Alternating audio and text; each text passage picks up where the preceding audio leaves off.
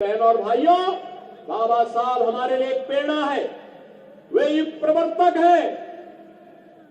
भारत के संविधान के शिल्पी होने के साथ साथ एक भारत श्रेष्ठ भारत के शिल्पी के रूप में उन्होंने जो प्रेरणा दी है, आज उसी प्रेरणा से प्रेरित होकर के ये डबल इंजन की सरकार कार्य कर रही है। आपने देखा होगा, जिन गरीबों के लिए, वंचितों के लिए, दलितों के लिए बाबा साहब ने आरक्षण की बात की थी, उस आरक्षण को लगातार कंटिन्यू रखने के लिए गरीबों को, दलितों को उनका हक मिले, अनुसूचित जाति जनजाति के छात्रों को उनका स्कॉलरशिप का अधिकार मिले।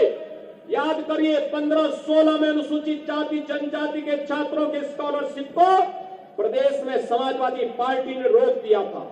जब 17 में हम लोग आए, मैंने पूछा ये छात्रवृत्ति क्यों रोकी गई? उन्होंने कहा समाजवादी पार्टी की सरकार ने रोका है। मैंने कहा इसका प्रावधान करिए और एक साथ रिलीज कर दीजिए, जिससे हर गरीब छात्र को, हर दलित छात्र को, अनुसूचित जाति जनजाति के हर छात्र को स्कॉलरशिप का पैसा मिल सके। और बहनों और भाइयों, मैं आप सबको ये कहने के लिए आज आया हूं यहाँ पर, लखनऊ में बाबा साहब की स्मृति को जीवंत बनाए रखने के लिए, अनुसूचित जाति जनजाति के छात्रों के लिए एक भव्य स्थल बने, वहां पे शोध हो, बाबा साहब के दर्शन पर शोध हो और उच्च शिक्षा अर्जित करने के लिए स्कॉलरशिप की व्यवस्था हो।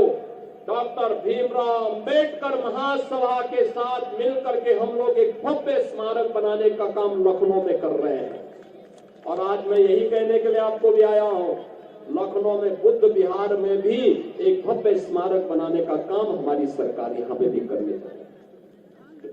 आगरा में भी हम लोग करेंगे। ये केवल स्मारक नहीं होगा, बाबा साहब के जीवन दर्शन पर आधारित होगा, भगवान बुद्ध की शिक्षाओं पर आधारित होगा, बाबा साहब के दर्शन पर शोध का एक केंद्र बनेगा और उच्च शिक्षा के लिए स्कॉलरशिप की विशेष व्यवस्था के लिए भी स्मारक के साथ साथ छात्रावास की व्यवस्था वहां पर दे करके उन छात्रों को, जो लोग बाबा साहब के दर्शन पर कार्य करेंगे, उनकी समाज नीति पर, उनकी विदेश नीति पर, उनकी अर्थनीति पर कार्य करेंगे, उनको आगे बढ़ाने का कार्य भी इस केंद्र के माध्यम से हम लोग आगरा से भी आगे बढ़ाएंगे।